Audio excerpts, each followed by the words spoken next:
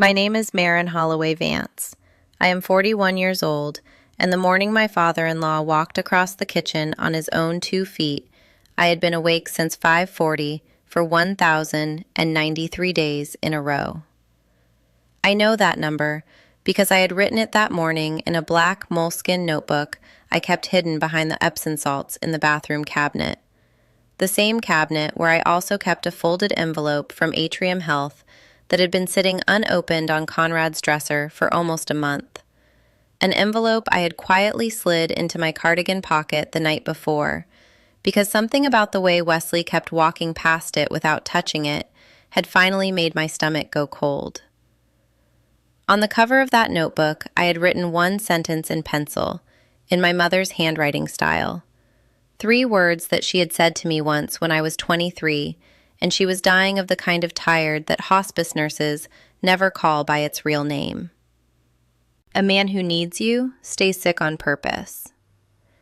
I had been ignoring that sentence for 3 years and 4 months, and I want to tell you the precise hour I stopped ignoring it. But first I want to tell you about the morning my father-in-law walked again, because that morning ended with my husband telling me to pack a bag. And it ended with me already packed. And I want you to understand exactly how a quiet woman from Asheville, North Carolina, becomes the kind of woman who is already packed. So before I take you anywhere else, let me ask you to do one small thing for me. If you've ever spent a year of your life caring for somebody who couldn't be bothered to remember your birthday, hit the like button so this story finds the women who need it. Hit subscribe so the next one shows up in your feed. And in the comments, tell me where you're watching from and what time it is right now, because I want to know who is sitting with me through this. Whether it's a Tuesday morning in Phoenix or a Thursday night in Pittsburgh, I want to know. Now let me take you back to the beginning. I grew up in a small brick house off Tunnel Road in Asheville, the only daughter of a postal carrier named Doyle and a hospice CNA named Pearl, in a family that did not waste words and did not waste food. My younger brother Wyatt drowned at the lake in the summer I turned 9, and after that my parents never raised their voices again. Not at me, not at each other, not even at the news, because they had used up something inside themselves that nobody told them about until it was already gone. I learned early that being needed was the safest job in the house, because if I was useful, nobody would ask me what I was feeling. And if nobody asked me what I was feeling, I didn't have to figure out what I was feeling, which suited everyone, including me.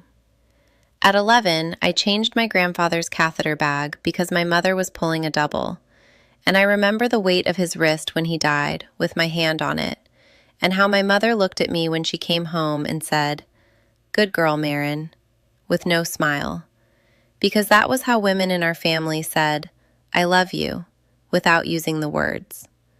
My mother told me, the year before she died, that I had a steady stomach and a soft face, and that I would be the kind of woman men asked too much of. And she said it like a warning, but I heard it like a compliment, because I was 23 and stupid, and Wesley Vance had just told me at a church potluck in Charlotte that he liked the way I cut my pie. I want to be specific about who I was when I met him, so you understand the math. I had a 2-year medical billing certificate from AB Tech, paid for with night shifts at a Cracker Barrel, where I cleared exactly $4.85 an hour in tips on a Tuesday. I had 18 months of paralegal coursework at night that I never finished.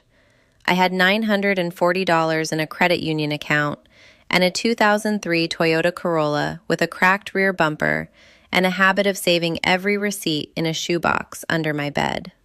By the time I was 36, I was a senior medical billing specialist and certified medical coder for an independent neurology practice in South Charlotte, making $58,400 a year.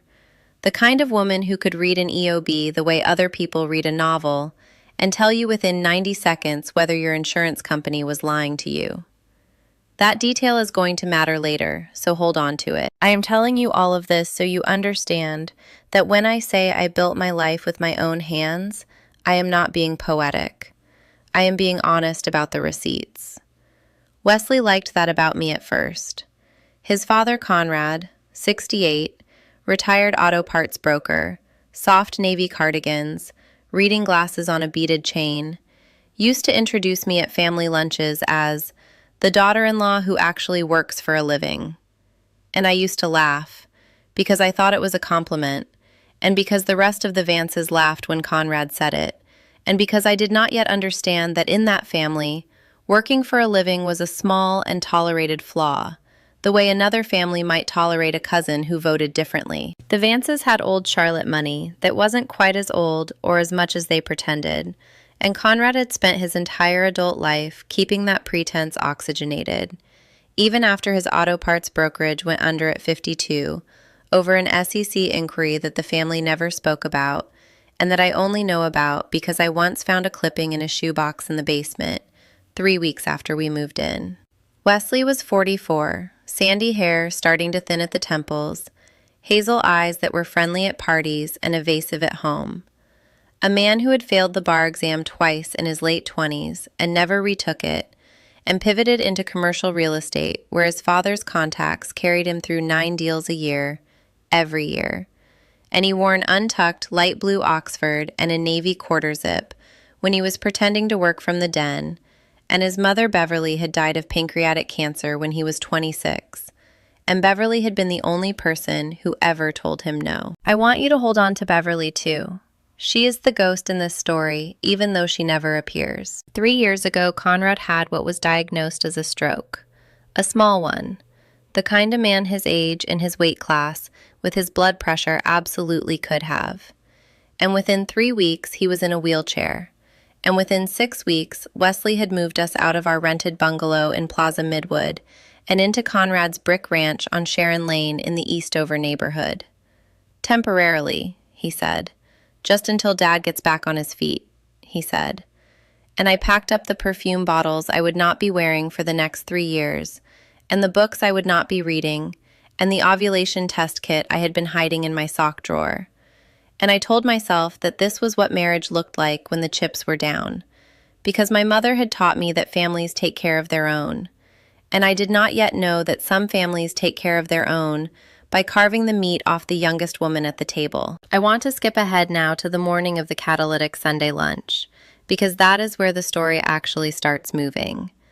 But before I do, I have to tell you about the envelope from Atrium Health, the one that had been sitting on Conrad's dresser, unopened for almost a month, the one I finally slipped into my cardigan pocket the night before lunch.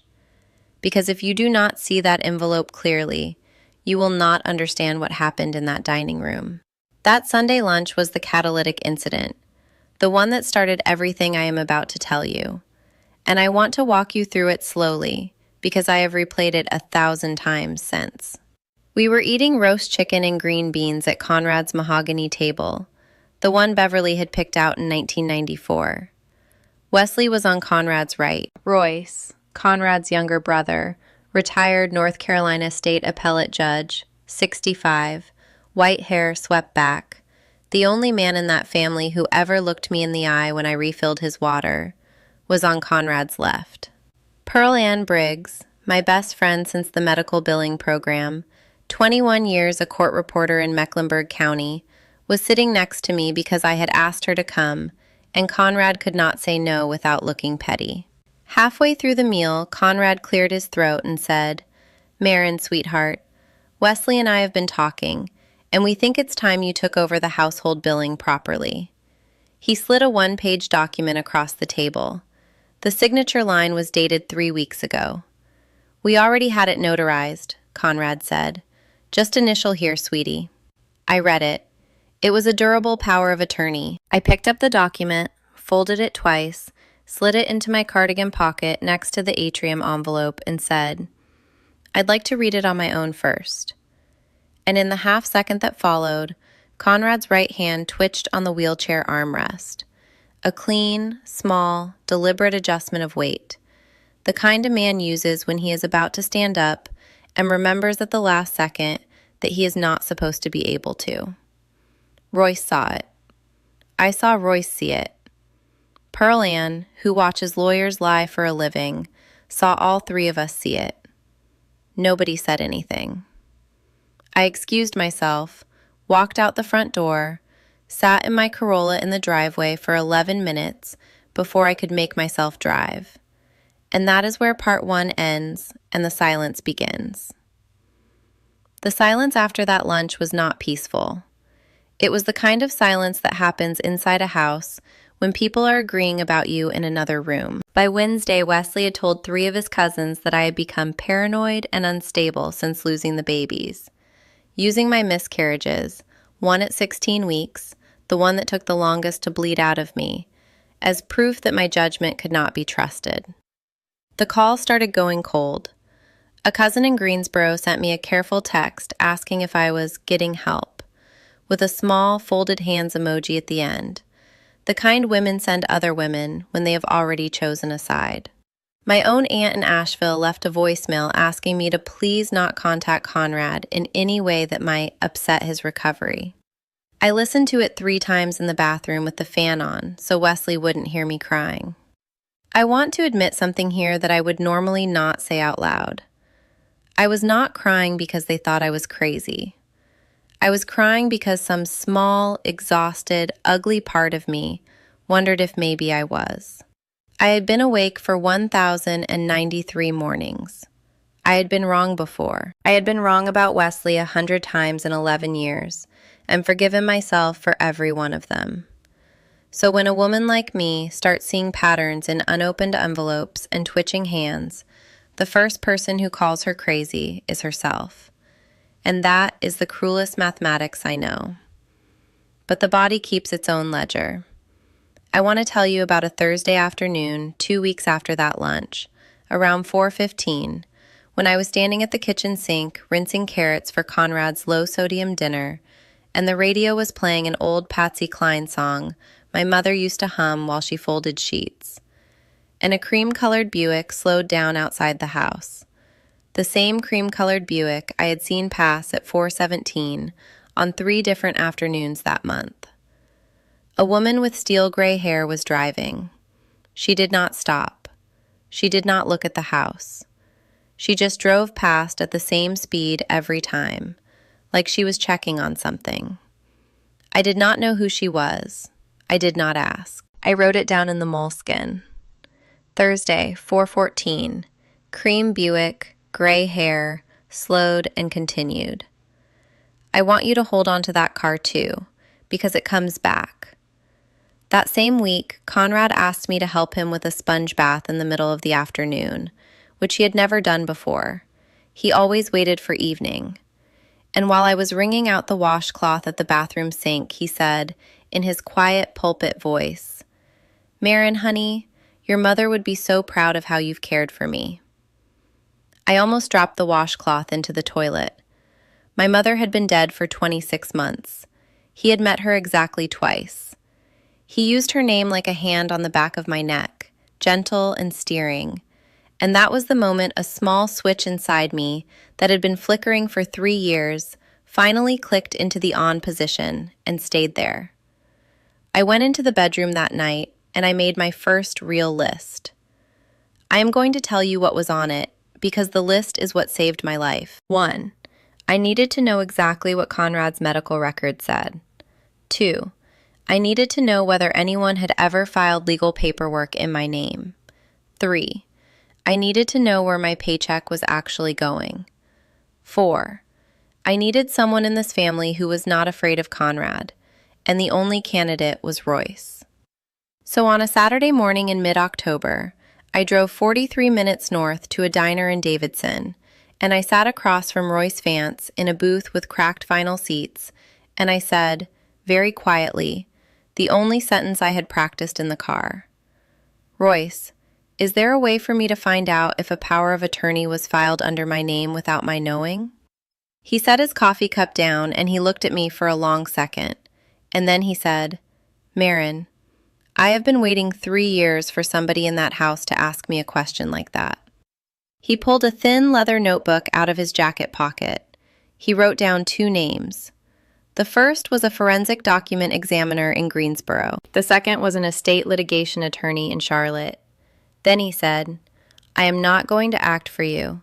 I am going to give you the tools, and you are going to decide what to do with them, because if I act for you, 10 years from now, you will not believe you did this yourself. And you have to believe you did this yourself, or it will not heal right.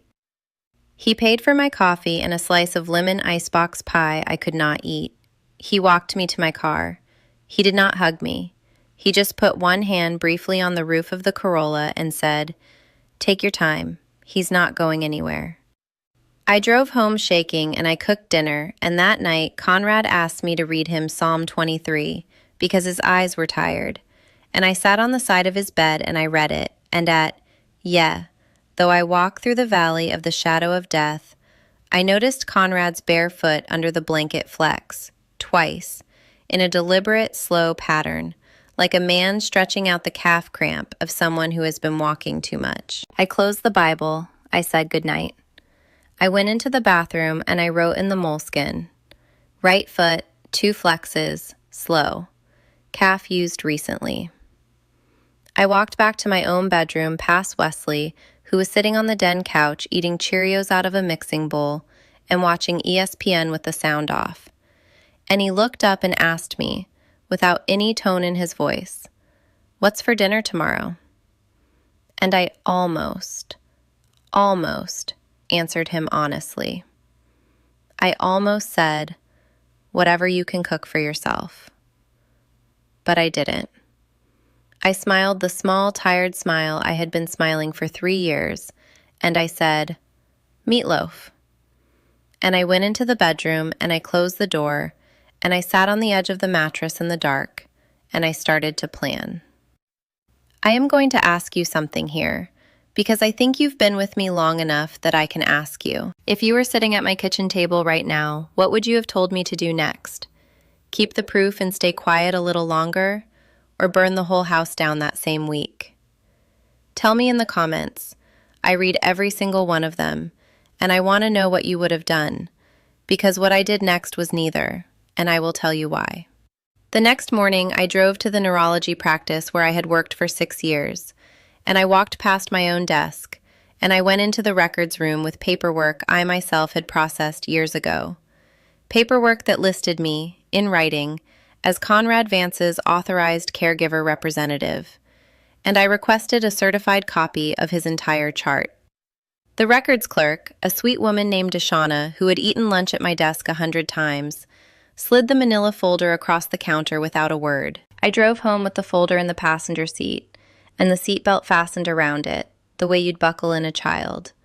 And when I got home, I went straight to the laundry room, and I tucked the folder into the bottom of an empty laundry basket, and I covered it with a clean white sheet, and I carried it past Wesley on the couch, and he did not look up.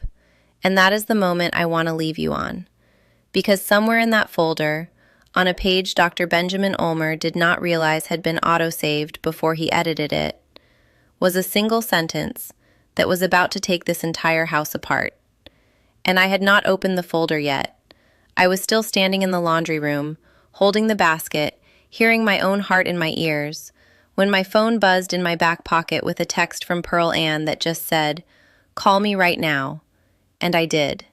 And what she told me on that call was the thing I was not ready for. Pearl Ann told me she had been at the courthouse that morning, taking a deposition in an unrelated case, and that during a break she had pulled, on her own time, on her own dime, with her own court reporter credentials, the public real estate filings for any property associated with the name Holloway in Buncombe County, North Carolina, going back 5 years. Because she had had a feeling for almost a year and had not wanted to tell me until she could put a piece of paper in my hand.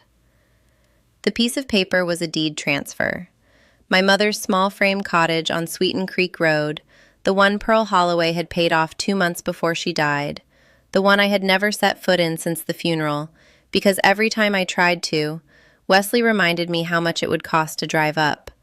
That cottage had been transferred 11 months ago, into a North Carolina LLC named Vance Consulting Strategies, organized in Charlotte, with one signatory, Conrad Bishop Vance.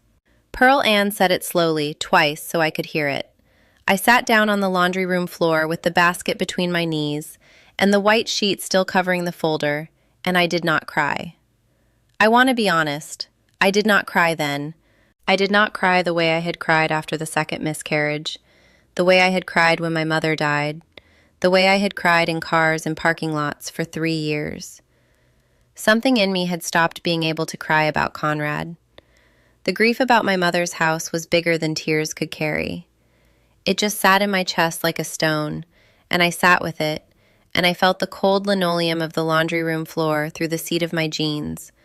And I noticed for the first time in months that Conrad's house had a smell, a particular smell. Dust and unscented soap and old coffee and the synthetic vanilla of his shaving cream. And I thought, very clearly, I will never smell this house again after this is over. That was the moment.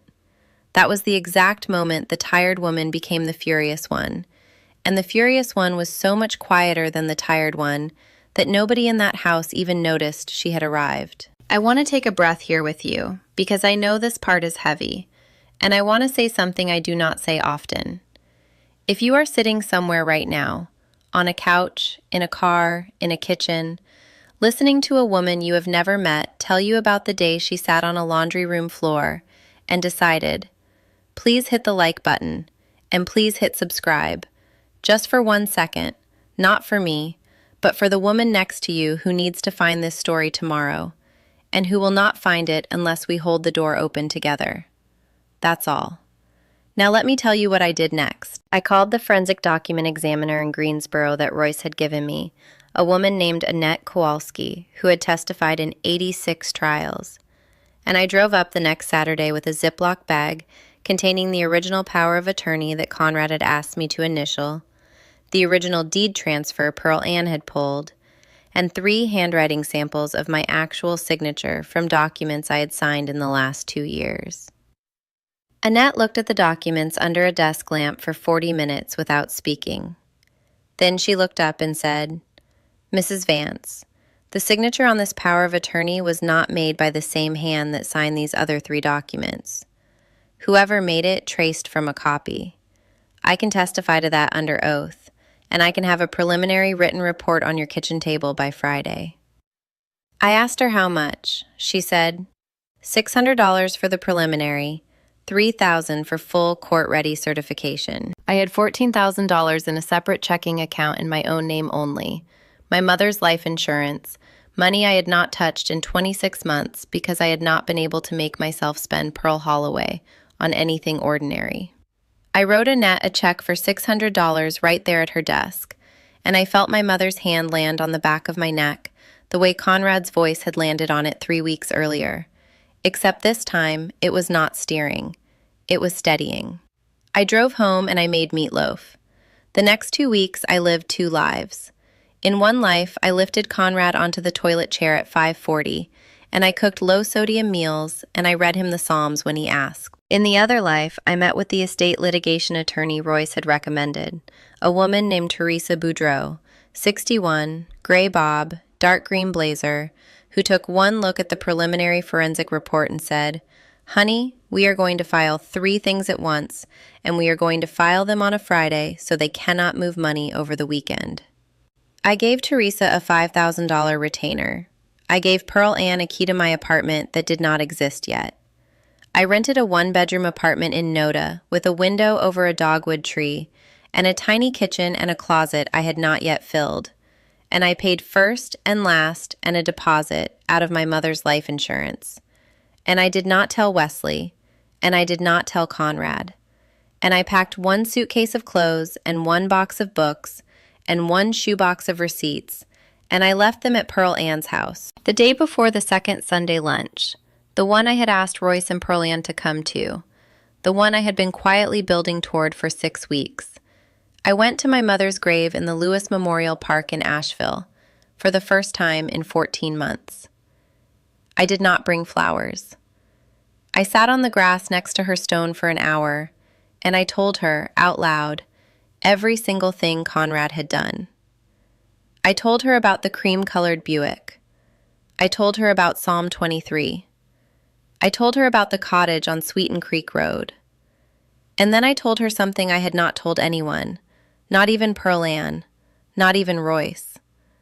I told her that I was scared, that I was not scared of Conrad, and I was not scared of Wesley, but I was scared of who I would be on the other side of this, scared that the woman who could do what I was about to do was a woman I would not recognize in the bathroom mirror.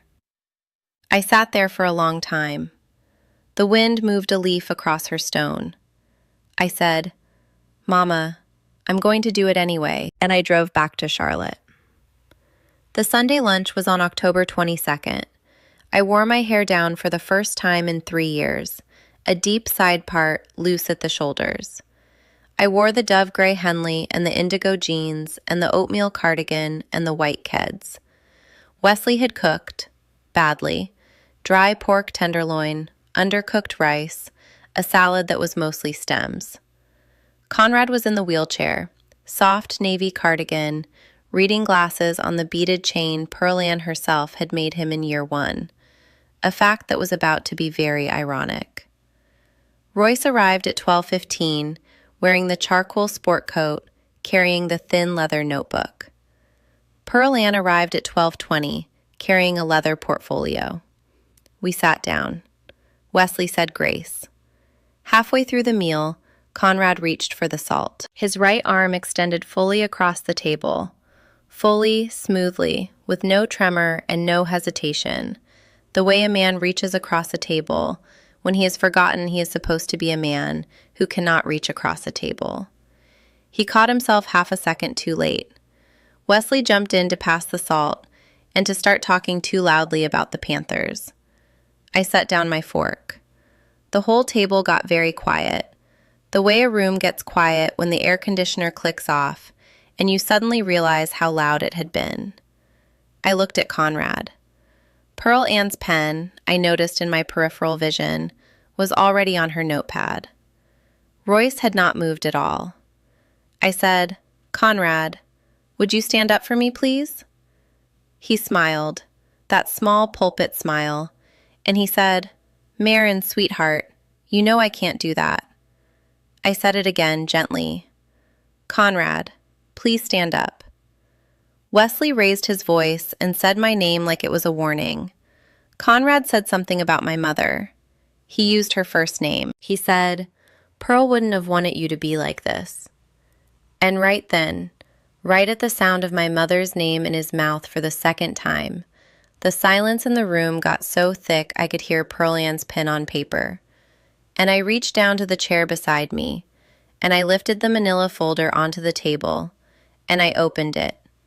And a phone in my back pocket began to ring with a number I had been waiting on. And I knew before I looked that it was Teresa Boudreau. And I knew what she was about to tell me would either land like a hammer or like a feather. And I let it ring once more before I picked it up. I picked up. Teresa said, "Maren, the temporary restraining order on the LLC accounts was granted at 11:52. He cannot move a dollar until the hearing." I said, "Thank you," and I hung up, and I set the phone face down on the table, and I looked at Conrad and I said, "I'd like to show you a few things." I slid the first page across the table to him, and I want to walk you through this slowly, because I rehearsed it in my Corolla in the church parking lot for 45 minutes that morning, and I want to honor the woman who rehearsed it. Page 1 was Annette Kowalski's preliminary forensic report on the power of attorney, the one Conrad had asked me to initial 6 weeks earlier. The signature dated November 14th on the document labeled Durable Power of Attorney was not produced by the same hand that produced the comparison samples. In this examiner's professional opinion, the signature is a traced forgery. I said the words out loud as I slid it across. Wesley made a sound like a cough. Page 2 was the deed transfer Pearl Ann had pulled at the Buncombe County Courthouse. The cottage on Sweeten Creek Road moved into Vance Consulting Strategies on a Tuesday in March that Conrad had spent telling me he was too tired for visitors. Page 3 was the bank record subpoenaed by Teresa, showing $186,400 moved through the consulting LLC over 14 months, in increments small enough not to flag, with notations in Wesley's handwriting on the deposit slips. Page 4 was Dr. Benjamin Ulmer's auto-saved gait assessment from 6 weeks ago. Patient ambulated 40 feet unassisted, Reports independent toileting at home. Recommend continued discretion regarding family disclosure per patient request. A sentence Dr. Ulmer had not realized was preserved in the EHR audit log before he edited the visible note. And page 5. Page 5 was the envelope from Atrium Health, the one that had sat unopened on Conrad's dresser for almost a month, the one Wesley had walked past every single day without touching, the one I had quietly slipped into my cardigan pocket the night before the catalytic Sunday lunch 6 weeks ago. I had opened it. It was the billing statement for Conrad's gait assessment, dated, time-stamped, and bearing Conrad's own signature on the patient acknowledgement form. The signature was firm, full, controlled, written by a man with full use of his right hand. Royce, without looking up from his water glass, said, in the same calm voice he had used in courtrooms for 28 years, "Connie, I filed the complaint with the medical board on Tuesday. The bar complaint regarding the notary went in Wednesday. Teresa filed the civil action this morning. The audit on the LLC was triggered automatically when the TRO was issued." He looked at his brother for a long second, and he said, "Beverly would have stopped this in 2009. I should have. I'm sorry, Maren." And here's the part I will remember until I die. Conrad, 68, soft navy cardigan, beaded reading glasses chain, set down his fork, placed both hands flat on the table, pushed himself up, and stood. Slowly, deliberately, without the wheelchair. He looked at me with those pale blue eyes that were finally, for the first time in 3 years, honest. And he said, very quietly, "Get out of my house." Wesley, finally cornered, in the only voice he had ever really used with me, said, "You heard him, Maren. Pack a bag." I looked at my husband across the table. I looked at the man I had spent 11 years loving and 3 years carrying. And I said, "Okay." I said it just like that. "Okay." I stood up. I picked up my purse. I picked up the manila folder. I left the documents on the table because Teresa had told me to leave the documents on the table. Pearl Ann stood up with me. Royce stood up with me. We walked out the front door of the brick ranch on Sharon Lane in Eastover at 1:47 on a Sunday afternoon in late October. And I did not look back. And the only thing I felt, I want to be honest about this, the only thing I felt was tired. Not victorious, not euphoric, just very, very tired. The way a woman feels when she has been holding her breath for 3 years and has finally remembered how to let it out. Pearl Ann drove me to her house. I sat at her kitchen table. She made me grilled cheese. I ate 2 bites and slept on her couch for 14 hours. The natural consequences began the next morning, and they did not stop. Within 6 weeks, Dr. Benjamin Ulmer surrendered his license to the North Carolina Medical Board, rather than face a hearing where Annette Kowalski and Deshauna from Records would both have testified.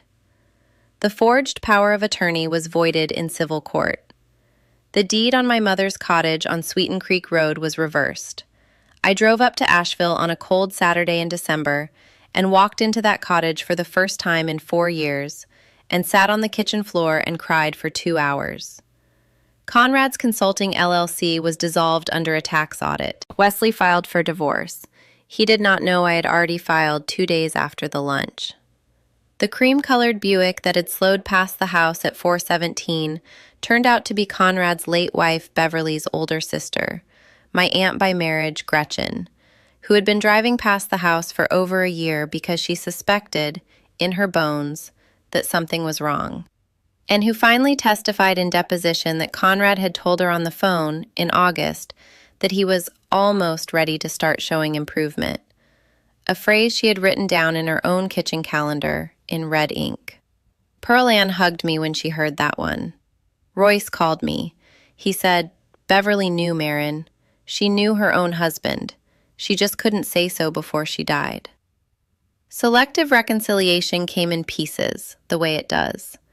The Greensboro cousin sent me a long, careful email apologizing for the folded hands text, and I wrote back and thanked her and did not invite her to dinner. The Asheville aunt did not call, and I did not call her, and we both let that be true.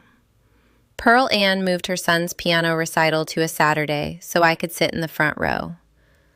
Royce took me to lunch every other Tuesday at the diner in Davidson and did not once tell me what to do next. Wesley sent me one text 3 months in that just said, "I'm sorry, Maren." And I read it twice, and I did not answer it because there was nothing in me that needed to. The final thing I did, the thing I want to leave you with, was this. I wrote Conrad a letter, 1 page. I wrote it in pencil on a sheet of unlined paper at the kitchen table of my new 1-bedroom apartment in Noda, with the dogwood tree outside the window in February bloom.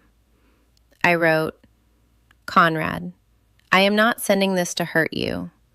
I am sending it because I owe my mother an answer, and the answer goes through you. You said once that I was the daughter-in-law who actually worked for a living. You were right. I worked for 3 years and 4 months in your house. I will not be sending you a bill.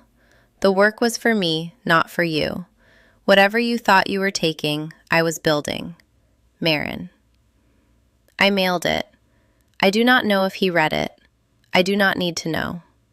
I read the letter to Pearl Ann over the phone the night before I mailed it, and she was quiet for a long time.